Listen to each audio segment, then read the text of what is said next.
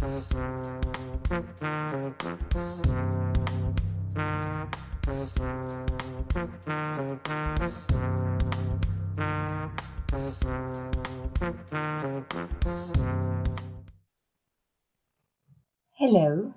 and welcome to Dumi's Daily Grind.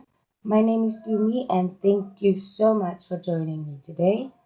I have created this channel to share my life experiences, inspirations that I found from others, learnings I have been taught throughout various periods of my life, especially the ones that relate to sobriety, finding serenity, and general mental health topics with spiritual growth at the forefront.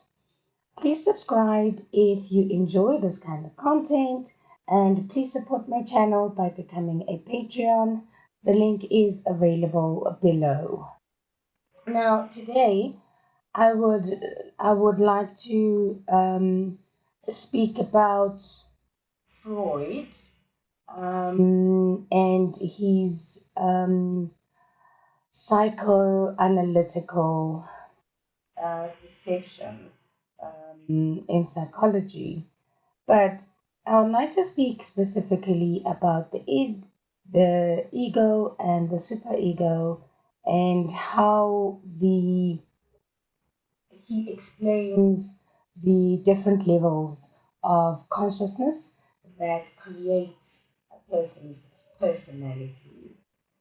Now, in the previous episode, I unpacked a couple of things, especially related to the defense mechanisms that we use as individuals, as adults, and how they relate to what we have experienced in the past traumas, the relationship we had with our parents or our guardians or whoever it was who helped us while we were growing up.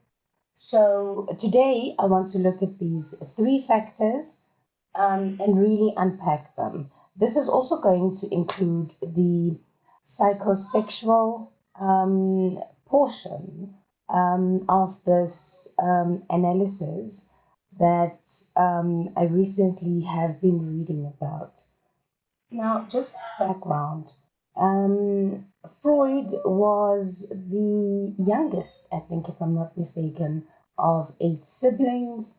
He was born in Austria, and when the Nazi Germany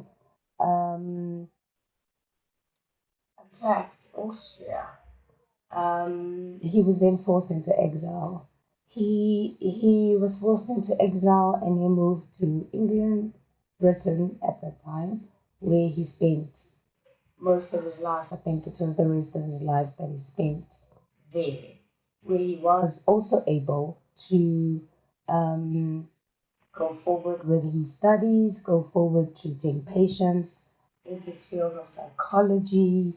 And there now exists a museum in Austria named after him. I think it was his house, where you can go and visit and see how he lived and some of the text that survived the fire because they burnt all of his books, the Nazi Germany people.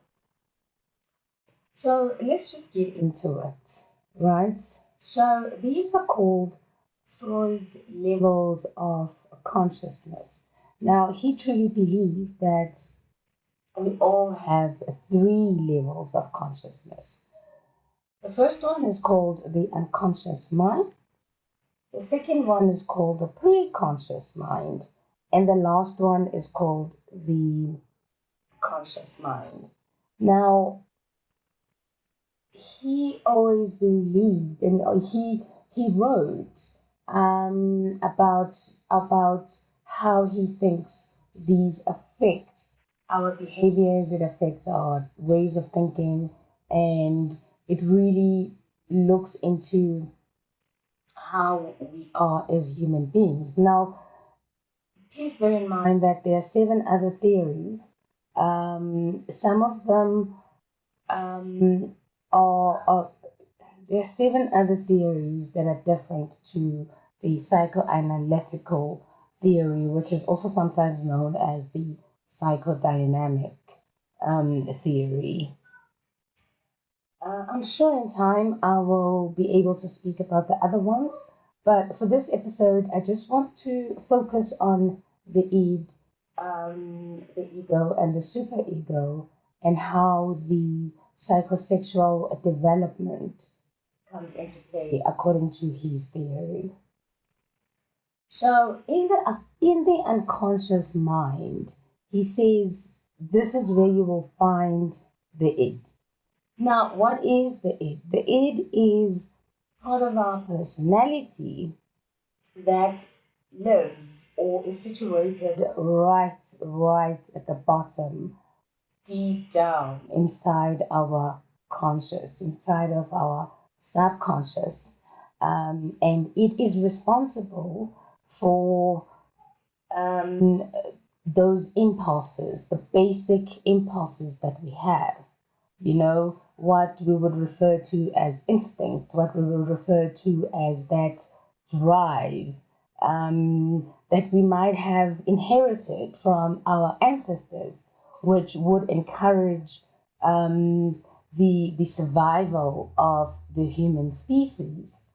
These impulses obviously would include sex drive. It will include things that one has to do right now, right this moment, such as food, such as reproduction, such as the things that will keep you away from dangerous situations. If you were in the wild where you would worry about animals around. So this is where I would think the fight, flight, and freeze mechanisms would be situated, because once that kicks in, usually the reaction to that is quite instant.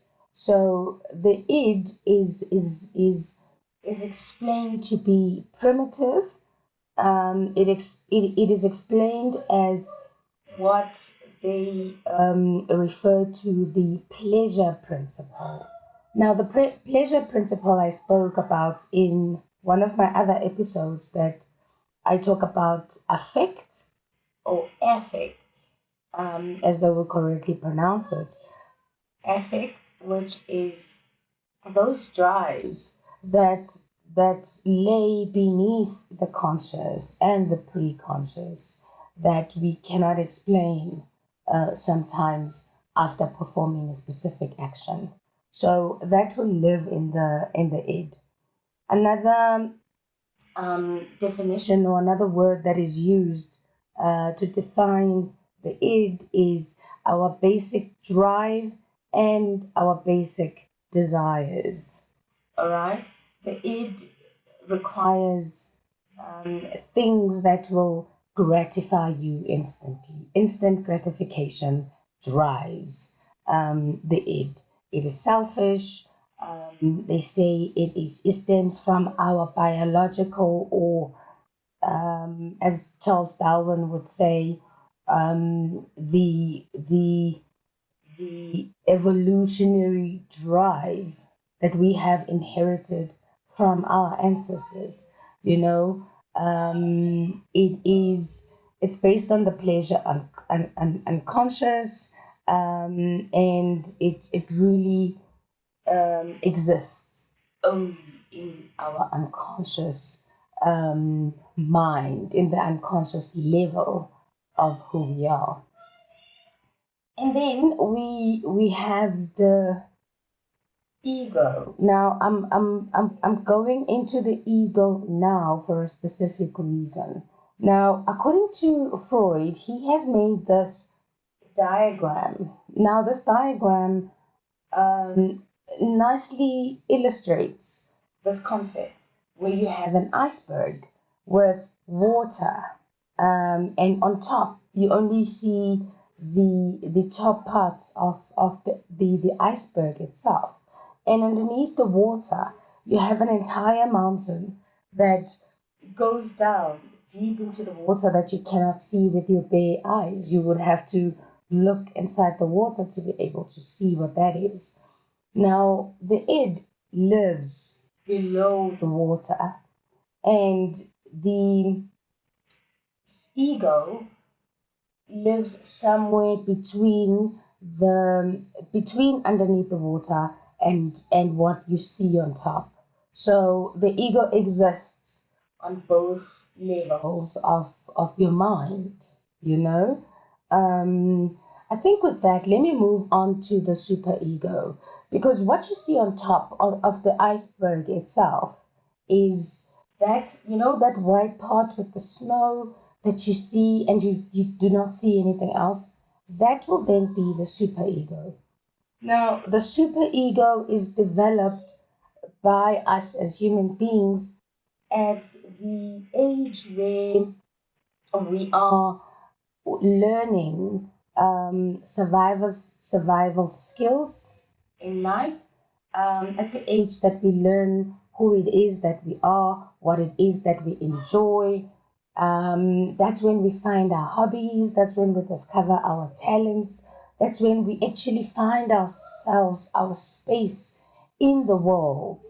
And during that phase, I think it's between about the ages of about 7 until 12 years old, where the sexual drives, which I will explain later when I get into the 5 basic stages in the psychosexual development. So when the superego forms, the superego is formed by our environment, what we see, what we are told is right. If we go to church, we get the moral compass. We know the difference between right and wrong. We know what is fun. We know what is not fun. We know what we like. We know what we don't like. Now, the superego is usually represented, if you have a look on the internet and they show you the superego, you will see that it's represented by an angel versus the id, which is usually represented by the devil, with horns and all of that. So the superego and the id are basically opposite drives within our personality, and they cause constant conflict in our minds. And this constant conflict exists in everybody's minds. But then you have got the ego. Now, the ego, as I mentioned earlier, exists between the subconscious and the conscious. So if you look at Freud's explanation using the iceberg, you will see that he draws the superego on top, he draws the id at the bottom, and then the ego covers both of them, on the one side. So you find the ego in the unconscious and on the conscious level of our minds. Now, the purpose of the ego, according to Freud, is basically to act as the mediator between the id and the superego. Now, remember, the superego deals with morals. The superego deals with what is acceptable to society. The superego will tell you how you need to behave outwardly to be accepted within the society that you live. The superego will be your moral compass versus the id, which doesn't really care. The id is more focused on the here and the now and the what I want, versus the super ego, which will be more focused on who are you in the eyes of society? What does society want you to do? What does church want you to do? What does your group want you to do? What do your parents want you to do? What is acceptable? What isn't acceptable? Say yes to your teachers. This is the right way of living. Then the ego comes into both of these. Now, the ego is the one that is linked directly with me, my conscious mind. What the ego then does is it takes the impulses of the id and takes the moral compass that lives in the superego and mediates between the two. It mediates between the two. The ego, according to Freud's theory, would then be the referee. It will be the logical element of your mind that says, no, no, no, no, no, id. The superego is saying this is completely unacceptable, and the id is saying no, but I want to do it now, regardless of what. And the ego will find a compromise between the two, and come up with a solution, a compromise, something that will work for the id and the superego, which makes the ego very powerful, really. And if we are not careful about how we understand our lives and how we want to live our lives, and understand how important these elements, according to Freud's theory, really, it will then be a challenge. Now, I'll explain how when these do not work properly together and where it stems from, according to this theory. Okay, so the ego lives in what they call the reality realm. It lives according to what is logical, what will work, what is realistic, while the id will say, I don't care, I want this now, and the superego will say, no, no, no, no, no, no, this is not acceptable. You are not able to do this. So the ego will then come in and mediate and come up with a resolution and give you a conclusion. All right. So with that explained, I would then like to look at what Freud has really in his theory. He explains what happens to us when we are children that makes us the kind of adults that we are. And he calls it psychosexual development.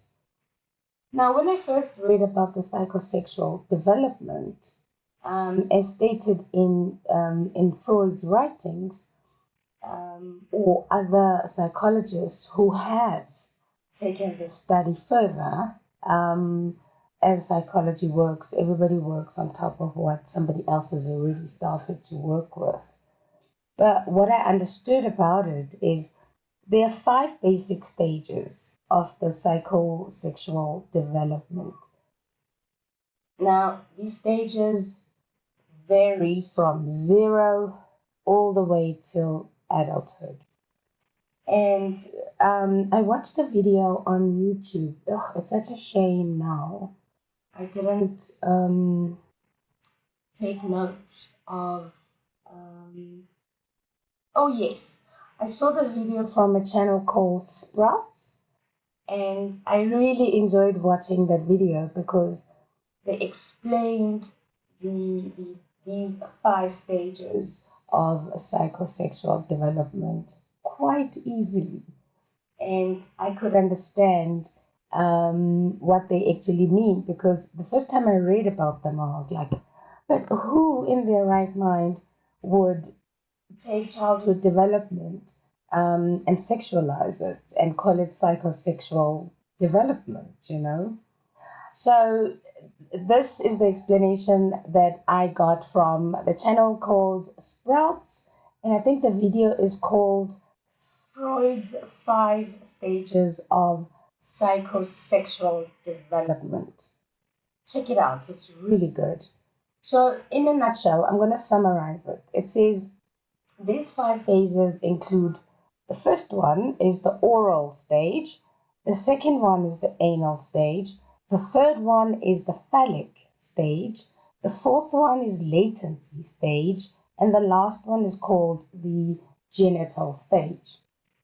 And these stages are assigned to ages as such.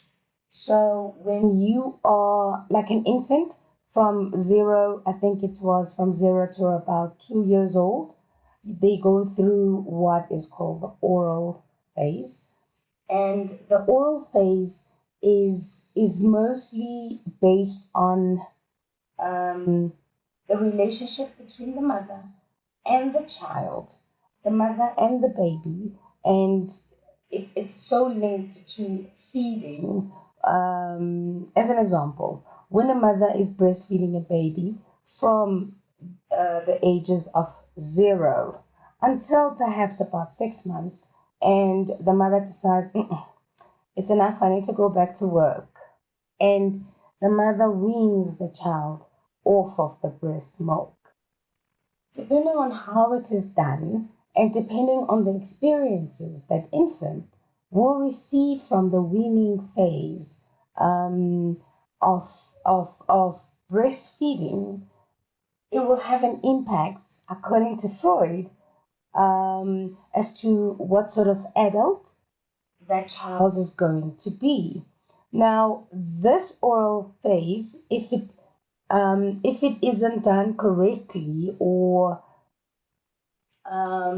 something goes wrong in that process, it is known, according to the theory, that one would get what they call a fixation.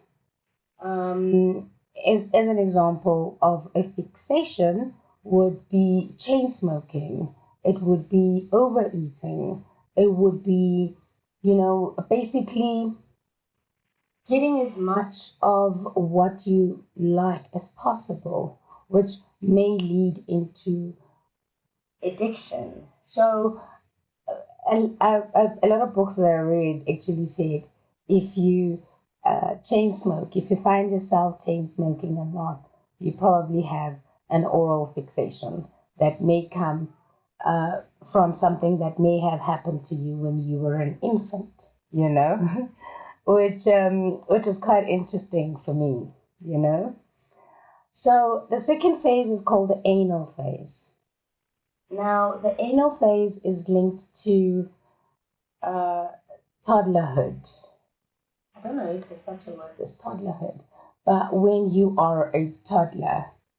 So these sexual experiences, things that happen to you when you are a toddler, will then fall under this psychosexual stage of called the anal stage. So the example that I got also for what would happen during the anal stage of psychosexual development was, one of them was potty training. Potty training was one of the examples that I found really made sense to me. So if as a toddler you get to that phase where you now need to be potty trained and be out of nappies because that's the stage that you are in. And depending on what happens to you and what your parents do specifically during that phase of potty training, you can develop certain characteristics or certain personalities when you grow up. As an example, if, for instance, you are potty trained too early and you are not ready for it, it may cause some sort of trauma. Another example would be while potty training, if you make accidents on your clothing and your parents constantly shout at you and hit you or react in a way that scares you or causes fear in you, that will affect you negatively. And then also there's another example that they use, that if, as an example, your parents take you through the potty training process with some flexibility, allowing you to make mistakes, accidents here and there, without screaming and shouting and hitting you, then you would have a better personality in adulthood. So this is how they explain this anal psychosexual stage. Following that will then be the phallic stage. Now, the phallic stage, according to these examples that I got, was, it sounded so funny to me, but there is a phase that we all get into, that we all reach, and we start becoming curious about the differences between a girl and a boy. You know, what is this that a boy has? Why don't I have that as a girl? You know, and then based on those discoveries, we then see how adults within our environment treat the different genders, treat the different children based on whether they're a boy or whether they're a girl. And it may cause misunderstandings of some sort, but it may create that idea for perhaps a girl child to have a complex where they call it I think they call it a penis envy. It may cause a girl to have a penis envy, because in that little child's mind, she then thinks that having a penis means you have more power, you are listened to better, you get different toys because you have a penis. So this phase, called the phallic phase, is basically when we discover male and female genitals, and depending on how it is dealt with within our environment, we can have what they call an Oedipus complex, or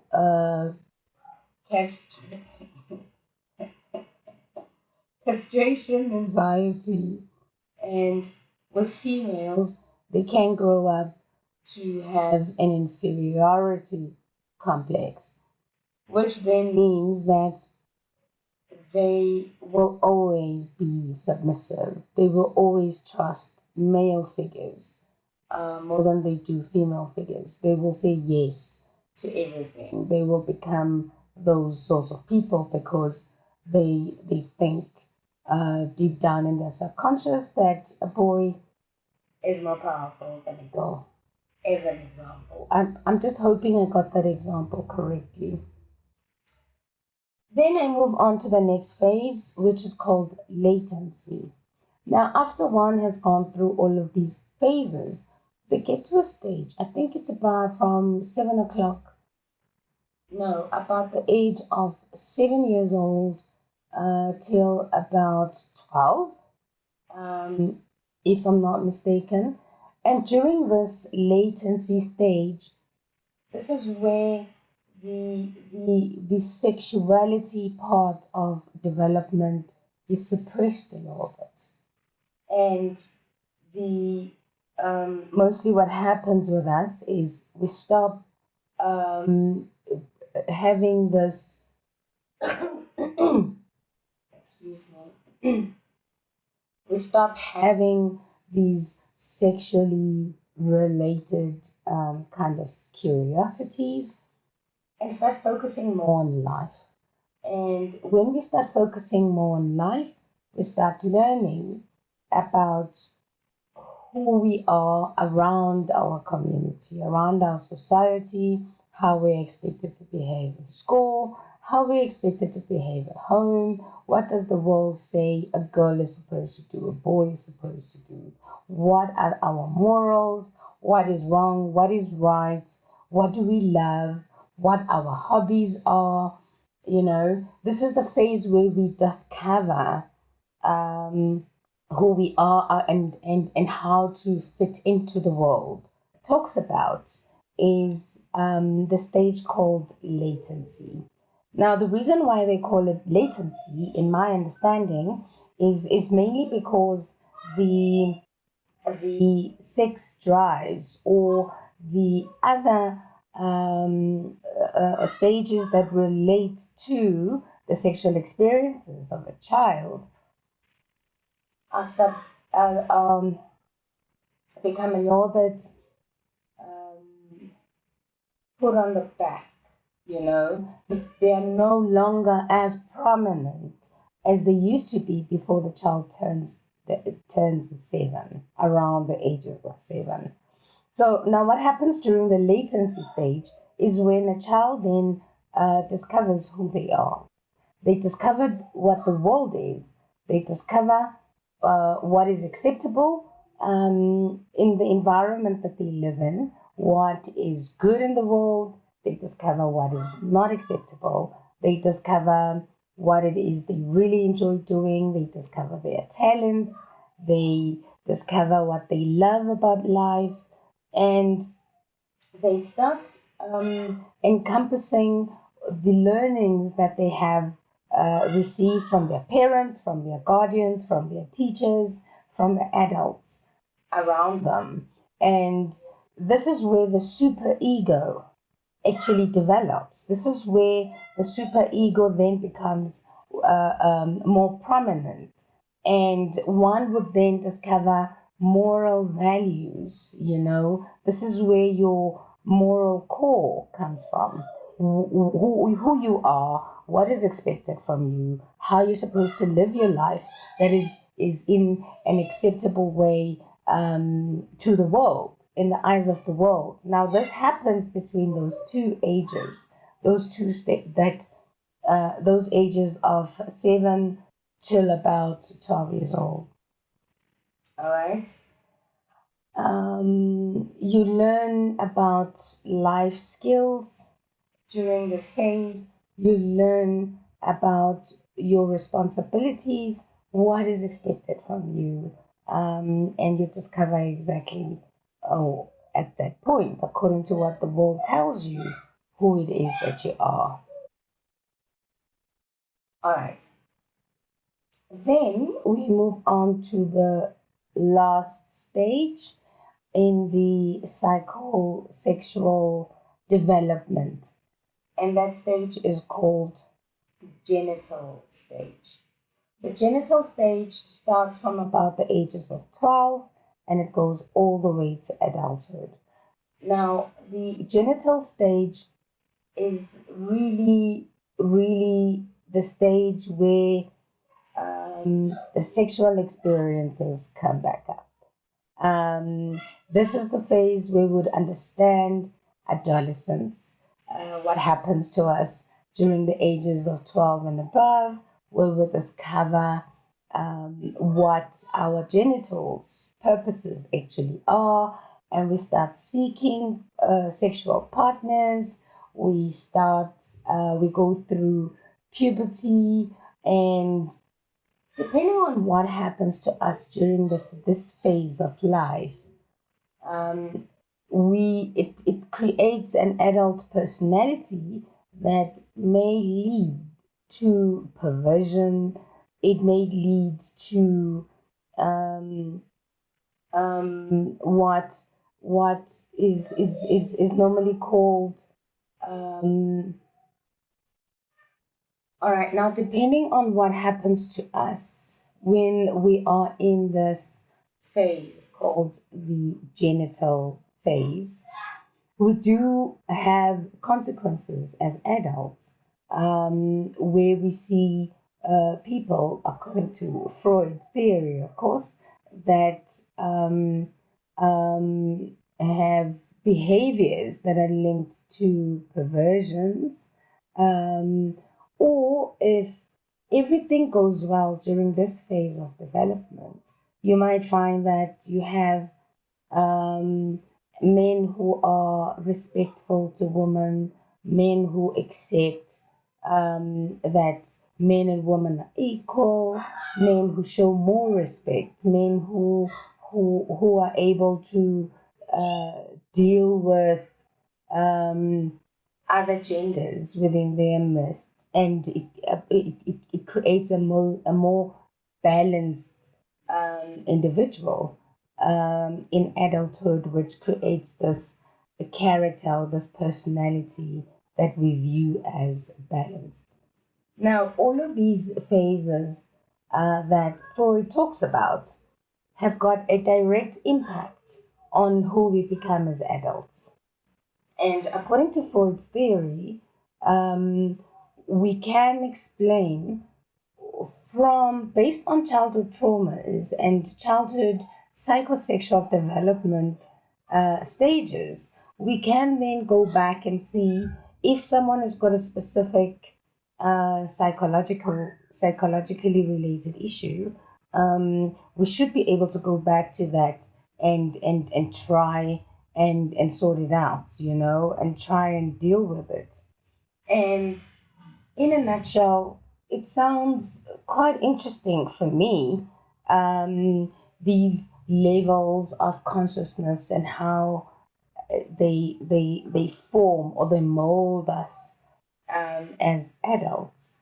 And it explains a lot, especially when it comes to fixation, when it comes to antisocial behaviors, when it comes to, I follow a lot of crime channels on YouTube, and one of the reasons why I am obsessed and I'm a big fan of crime channels is because when they break it down, they always give us a glimpse of who the serial killer was when they were a child. What sort of childhood did they have? Did they go through abuse?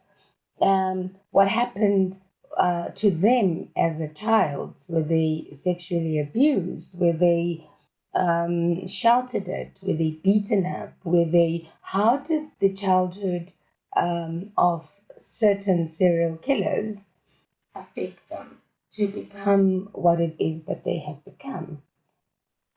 That is on the extreme side, but on a normal personal level side, if this theory is a theory that sounds acceptable to you as an individual, then you really have got something to work on, and you can go back to it and say, all right, this is the problem that I have. I am an addict. I am a smoker. I am an overeater. I am, I have got an anal retentive personality. Where could that come from? Is it an anal retentive personality? Is it an anal expulsive personality? What is it? And according to Freud, this could be a tool, or he really believed that this was a tool that could be used and was used in his therapy sessions. Another interesting fact about Freud, he is known to be the one who started the whole practice of talk therapy, based on patient.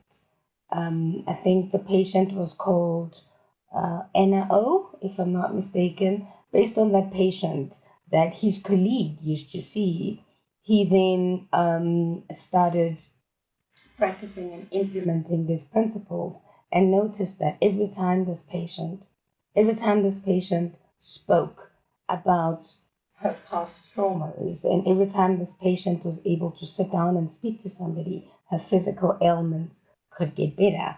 And that's where talk therapy can be traced back to say that once the mind or the mental state is in a better position, and there's more understanding of what one is grappling with, then it might affect your your physical self. You know, it might be able to deal with the physical self, because this patient actually went to so many doctors because she suffered from a physiological point of view, and these doctors couldn't find what was wrong with her. But when she went to talk therapy, she went through talk therapy, she did get better. So yeah, so that's what I wanted to speak to about today, and I'd like to thank you so much for staying till the end. Thank you for bearing with my stuttering with some of the words, because some of them are a little bit tricky to pronounce. But I found the topic very interesting when I was reading about it, watching videos about it, and I thought, okay, let's talk about psychodynamic, the psychodynamic theory, or the psychoanalytical theory. So that is my presentation for today. I hope you enjoyed it. Thank you so much for watching, and hopefully you will be the first Patreon. But until then, have a fantastic weekend. Enjoy what is left of it. And please do not be discouraged by ESCOM. Live your life to the fullest. We do not have electricity. We are on stage 6 now, but there isn't much that we can do about it unless we all go to the ESCOM head office and see, you know. But for now, we just have to be appreciative of what we have. We have to appreciate our families. We have to appreciate the roofs over our heads, even though there's no light. And just live life one day at a time, regardless of the challenges that we are facing right now. Thank you so much. I love you lots. Bye-bye.